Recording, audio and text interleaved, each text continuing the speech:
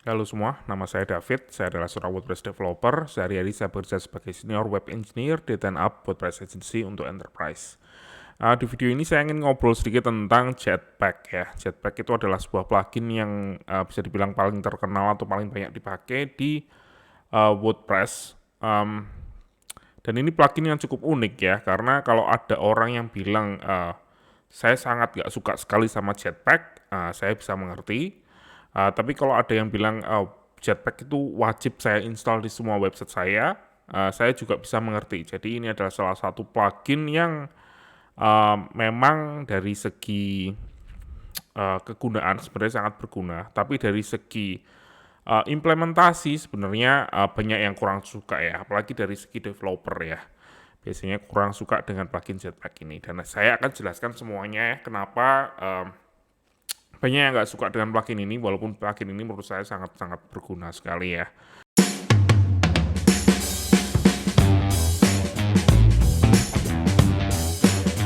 Oke, kita akan ngomongin Jetpack ya. Kita akan ngomongin yang pro-nya dulu deh ya. Kelebihannya dari Jetpack itu apa? Yang pertama, Jetpack itu adalah plugin yang sangat populer ya. Active installation-nya itu ada 5 juta lebih, jadi ada 5 juta lebih website yang menggunakan plugin ini secara aktif. Yang kedua adalah ratingnya juga cukup bagus ya, bisa dilihat di sini. Terus yang ketiga, ini didevelop oleh Automatic ya. Jadi dia bukan plugin abal-abal. Automatic itu adalah yang punya WordPress.com. Jadi mereka benar-benar ngerti WordPress luar dalam dan bisa dilihat di sini ya, kontributornya banyak sekali. Selain itu, Jetpack juga free, walaupun ada beberapa modulnya yang sebenarnya berbayar, tapi secara umum Jetpack itu free. Jadi itu adalah kelebihan yang ditawarkan oleh Jetpack. Oke, selanjutnya kita akan ngobrolin apa sih fiturnya dari Jetpack itu ya. Plugin ini menawarkan apa aja sih. Dan ini akan jadi sebuah video tersendiri kalau saya jelasin semua tentang fiturnya Jetpack. Karena Jetpack ini sebenarnya tuh satu plugin yang isinya tuh fiturnya tuh banyak banget gitu ya. Jadi nggak mungkin saya jelaskan semua di sini. Tapi kalau kita lihat di sini, itu ada beberapa ya poin-poin ya kalau dilihat dari deskripsi yang ada di pluginnya. Mungkin untuk lebih jelasnya kita akan browsing aja di plugin settingnya, jadi bisa lihat sendiri ya fitur apa aja yang ada di sini. Tapi enaknya di Jetpack ini semuanya itu berupa modul di satu buah plugin, jadi bisa dinonaktifkan atau diaktifkan terserah dari kita. Ini bisa dilihat di sini ya di Jetpack setting kalau kita sudah menginstal dan mengaktifkan plugin ini. Ada 6 kategori di sini dari modul-modul yang ada di Jetpack. Kalau di security bisa dilihat ini ada backup dan security scanning yang kita harus ngupgrade ya kalau nggak salah $5 per bulan. Ada downtime monitoring, jadi kalau websitenya kita down, Jetpack dia akan ngecek kalau nggak salah setiap 5 menit sekali atau 2 menit sekali. Jadi kita akan dapat email notifikasi dan ini menurut saya wajib ya untuk dipakai di semua website kalau memang nggak menggunakan downtime monitoring yang lain ya, service yang lain. Tapi kalau pakai Jetpack ya aktifkan aja karena gratis. Terus ada anti spam yang sebenarnya kita nggak perlu di plugin ini sih sebenarnya karena pakainya Akismet ya. Jadi ada plugin tersendiri untuk ini sebenarnya. Walaupun di sini juga include di situ juga ada juga brute force protection untuk melindungi login page kita, jadi nggak di DDoS oleh hacker misalnya. Juga ada, ini adalah WordPress.com login ya. Untuk performance bisa dilihat di sini ada namanya Jetpack Search yang juga harus upgrade dan ini juga salah satu tool yang cukup keren menurut saya tapi nggak sekeren alternatif lain ya sebetulnya. Dan untuk performance ini juga ada CDN ya dari Jetpack ya. Jadi mereka juga ada CDN untuk nge-serve image lebih cepat gitu. Kalau mau dipakai untuk fitur ini ya, kalau ada yang membutuhkan bisa menggunakan ini juga. Jadi ya ini mix antara fitur yang free ataupun yang non free gitu ya. Mereka juga punya ini ya carousel dan lain sebagainya. Custom content types juga ada di sini. Misalnya website yang membutuhkan testimonial atau portofolio bisa tinggal aktifkan aja.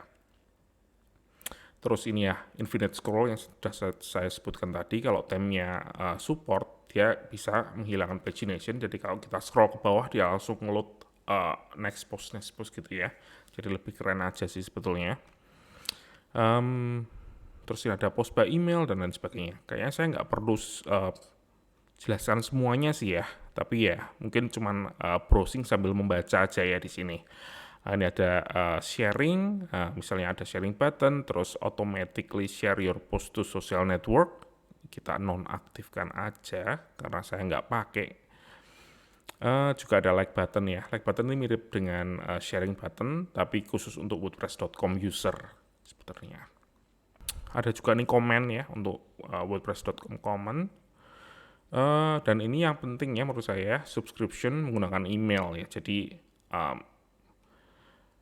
pengguna atau pengunjung bisa subscribe post terbaru menggunakan email, karena sekarang ya namanya RSS sudah ya sejak Google Reader sudah hilang ya, jadi email jadi salah satu subscribe, dan subscriber saya juga cukup lumayan, ada 1.900-an untuk blog saya yang ini, walaupun terakhir saya update 7 Juli ya, sudah beberapa tahun ini saya nggak pernah update.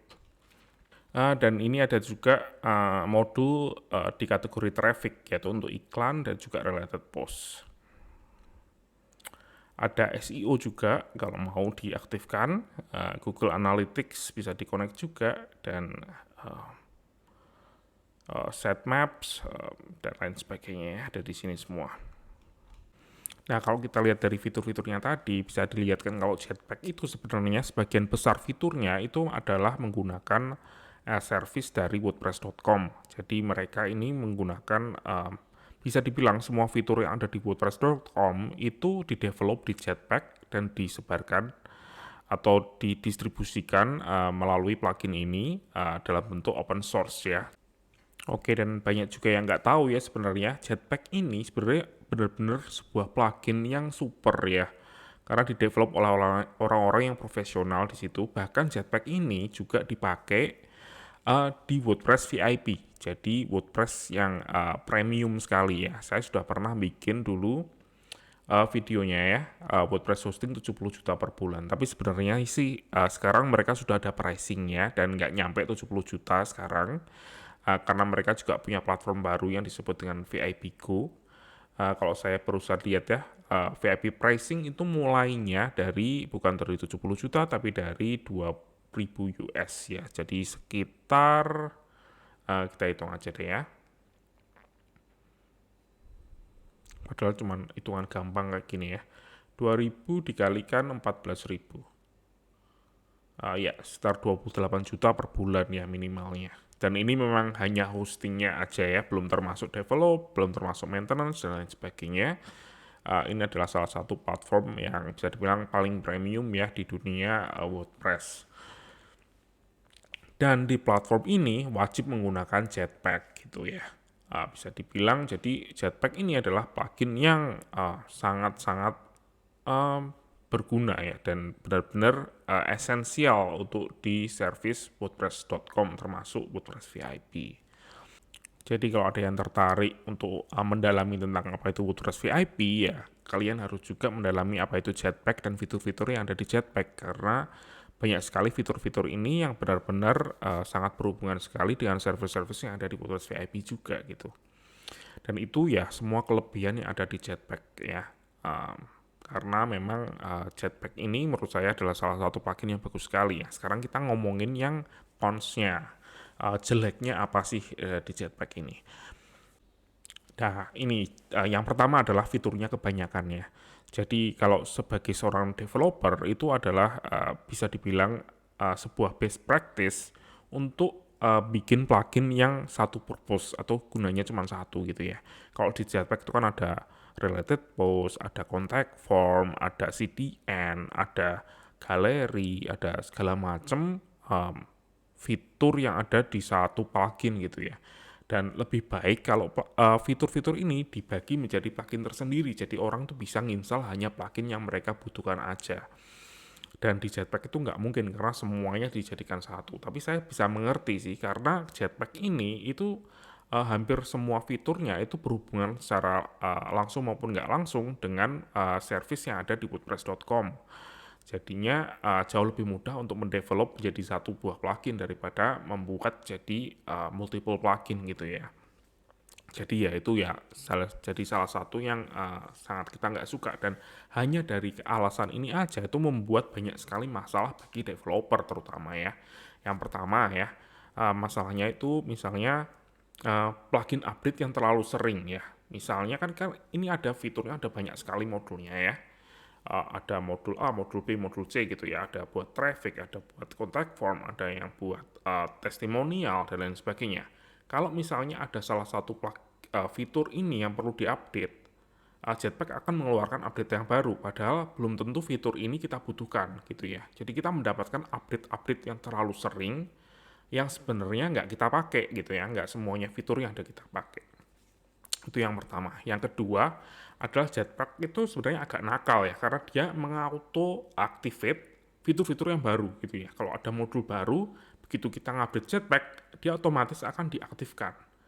Dan ini salah satu yang bikin sebagai seorang developer jadi nggak nyaman ya. Uh, Apalagi ketika kita menghandle sebuah um, website untuk enterprise atau untuk benar-benar sesuatu yang profesional ya. Tiba-tiba, oh ada fitur baru yang kita nggak tahu ketika kita ngupdate plugin ini gitu. Sebenarnya ada cara untuk menonaktifkannya, yaitu dengan plugin manual control for Jetpack. Ini plugin yang sudah kuno banget ya.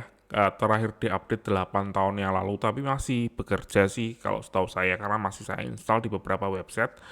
Dan kalau kita lihat dari source code-nya, ini cuma satu baris kode aja. Untuk ini ya, Jetpack get default modules dibuat return empty array. Sudah gitu aja.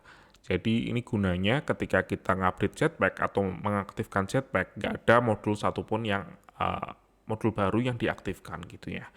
Jadi untungnya di Jetpack ada filter-filter seperti ini yang memudahkan developer untuk mengontrol Jetpack tersebut. Tapi untuk bagian besar orang, kalau kita nggak mau pakai plugin ini atau nggak tahu tentang kode ya, secara defaultnya Jetpack akan mengaktifkan modul-modul barunya. Jadi ya itu permasalahan yang kedua ya. Yang ketiga dari Jetpack ini, karena fiturnya terlalu banyak, kadang Jetpack ini kan ada fitur-fitur yang sudah nggak disupport lagi ya, atau dihapus dari Jetpack ya. Tentunya orang yang menggunakan Jetpack akan kehilangan fitur tersebut ketika Jetpack itu diupdate gitu ya. Dan itu juga jadi sebuah masalah gitu ya. Misalnya kita pakai Jetpack Contact Form, kan ada contact formnya di situ ya fiturnya. Suatu saat kita nggak tahu, mungkin bulan depan, mungkin tahun depan ya, Jetpack memutuskan, wah karena mungkin penggunanya terlalu sedikit atau fitur ini terlalu besar untuk sedikit yang pakai, atau mungkin terlalu besar biaya untuk memanage atau memaintain fitur tersebut, mereka memutuskan untuk menghapus fitur itu. Tentunya banyak sekali website yang akan rusak. Dan ini sudah terbukti beberapa kali ya di Jetpack. Ada beberapa fitur yang tadinya ada, sekarang sudah nggak ada gitu ya. Jadi ya dengan menggabungkan banyak sekali fitur, bisa dibilang banyak plugin menjadi satu buah plugin, tentunya ini menjadikan sebuah masalah ya bagi pengguna Jetpack itu sendiri. Tapi ya seperti saya bilang tadi ya, mereka melakukan ini karena mereka punya alasan tersendiri ya. Nah, ini mungkin tips ya dari saya. Kalau Anda adalah seorang developer yang menggunakan Jetpack di website Anda sendiri atau menggunakan Jetpack di websitenya klien Anda gitu ya. Di Jetpack itu kan ada blognya ya, di mana kita bisa mengetahui update-update terbaru tentang Jetpack, terutama development yang ada di Jetpack tersebut ya. Misalnya ini ada Jetpack 9.9 yang baru saja rilis beberapa hari yang lalu. Di sini dijelaskan dan lain sebagainya. Kita bisa subscribe ke blognya yang ada di Jetpack di sini, yang di wordpress.com, di jetpack.com. Tapi kalau saya saranin, daripada subscribe di sini, lebih baik subscribe di WordPress VIP Lobby.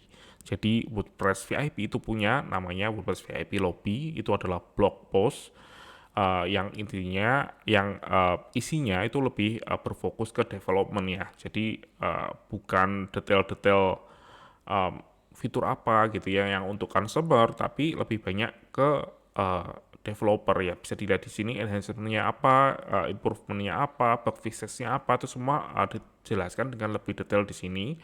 Dan menurut saya kalau Anda adalah seorang WordPress profesional, lebih baik subscribe ke sini karena ada banyak sekali update-update yang lainnya ya selain untuk Jetpack ya. Tentunya ada juga updatean WordPress di sini di mana sangat berguna sekali ya untuk WordPress profesional karena di WordPress VIP itu kan sangat strict sekali untuk versi-versi yang disupport di platform tersebut. Jadi kalau nggak salah sih beberapa bulan yang lalu itu ada update bahwa mereka sekarang hanya support satu buah versi sebelumnya. Jadi misalnya saat ini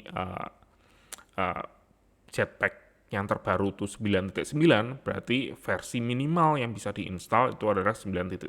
Jadi otomatis akan diupdate ke versi 9.8 kalau di set ya dengan kode, atau dia akan langsung otomatis di auto update ke 9.9 yang terbaru. Begitu juga versi WordPress yang disupport hanya satu versi major version di belakang versi yang aktif saat ini gitu ya. Misalnya sekarang kan 5.7 berarti maksimal versi yang bisa dipakai itu 5.6 gitu ya.